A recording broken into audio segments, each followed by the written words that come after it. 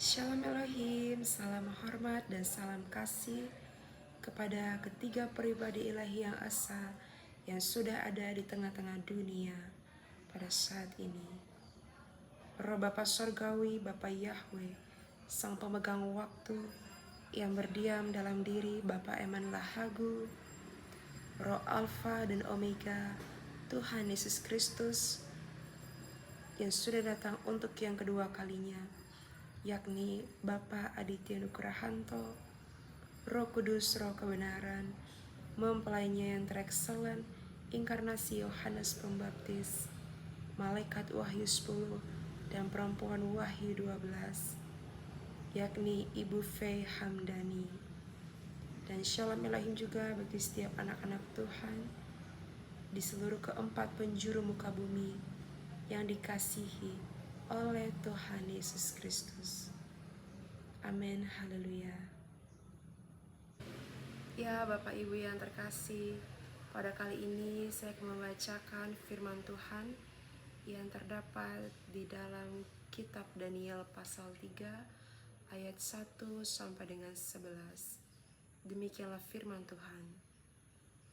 Raja Nebukadnezar membuat sebuah patung emas yang tingginya 60 hasta dan lebarnya 6 hasta, yang didirikannya di dataran Dura di wilayah Babel. Lalu Raja Nebukadnezar menyuruh orang mengumpulkan para wakil raja, para penguasa, para bupati, para penasihat negara, para bendahara, para hakim, para ahli hukum, dan semua kepala daerah untuk menghadiri pentahbisan patung yang telah didirikannya itu. Lalu berkumpullah para wakil raja, para penguasa, para bupati, para penasihat negara, para bendahara, para hakim, para ahli hukum, dan semua kepala daerah untuk menghadiri pentahbisan patung yang telah didirikan Raja Nebukadnezar itu. Dan berserulah seorang bentara dengan suara nyaring, "Beginilah dititahkan kepadamu, hai orang-orang dari segala bangsa, suku bangsa, dan bahasa. Demi kamu mendengar bunyi sangkakala, seruling, kecapi, rebab, gambus, serdam, dan berbagai-bagai jenis bunyi-bunyian, maka haruslah kamu sujud menyembah patung yang telah didirikan Raja Nebukadnezar itu. Siapa yang tidak sujud menyembah akan dicampakkan seketika itu juga ke dalam perapian yang menyala-nyala. Sebab itu, demi segala bangsa mendengar bunyi sangkakala, seruling, kecapi, rebab, gambus, dan berbagai-bagai jenis bunyi-bunyian, maka sujudlah orang-orang dari segala bangsa, suku bangsa, dan bahasa, dan menyembah patung emas yang telah didirikan Raja Nebukadnezar itu.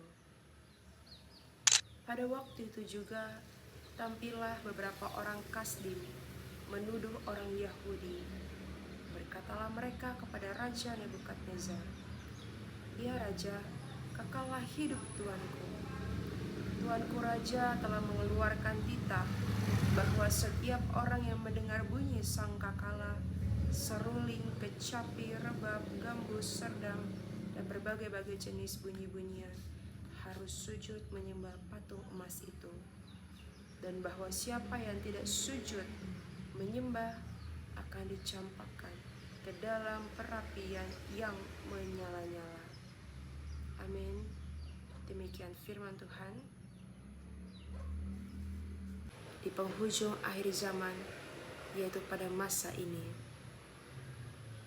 di mana bukan hanya berbicara mengenai patung secara fisik, sebagaimana Raja Nebukadnezar membangunnya pada masa yang lampau. Namun di masa ini, patung itu juga berbicara mengenai sistem atau matriks dunia 666, di mana bagi kita semua umat manusia akan digiring kepada kebinasaan oleh karena kita telah diikat atau terikat kepada sistem elit global 666. Apa saja sistem daripada 666 itu?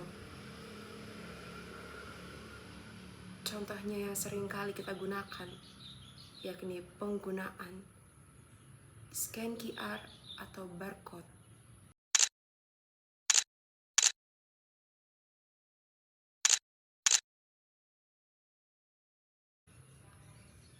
Itu adalah contoh yang sangat nyata pada akhir zaman ini. Dan di hari kedepannya akan banyak sistem-sistem atau aturan-aturan dunia yang akan membuat kita tunduk, yang akhirnya menyembah kepada sistem tersebut. Mengapa dikatakan menyembah? Oleh karena kita taat dan mengikuti arus sistem tersebut. Mungkin di hari ke depan kita akan banyak mendengar hal-hal bahwa untuk kita membeli BBM, membeli gas, kita akan diminta data pribadi kita atau identitas kita. Bahkan umat manusia akan digiring untuk memiliki ID digital.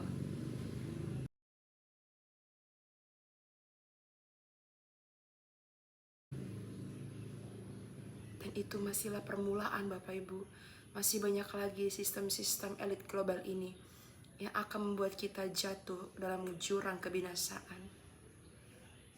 Oleh sebab itu, marilah kita mempekakan diri kita bahwa kita sedang hidup di akhir zaman.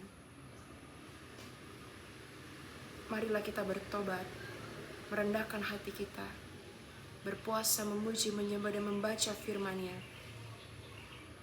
Marilah kita berdiam di bawah kaki Tuhan Yesus Kristus. Terlebih-lebih bagi kita yang sudah pernah menggunakan dan menyembah kepada sistemnya, yaitu penggunaan vaksin yang adalah tanda binatang itu sendiri. Mari kita menyadari dan bertobat oleh karena dosa yang telah kita perbuat, yang telah menyakiti hati Tuhan. Sebab vaksin atau tanda binatang itu adalah suatu bentuk penyangkalan di hadapan Yesus Kristus. Amin, haleluya, amin. Demikian saja kesaksian saya. Tuhan Yesus memberkati.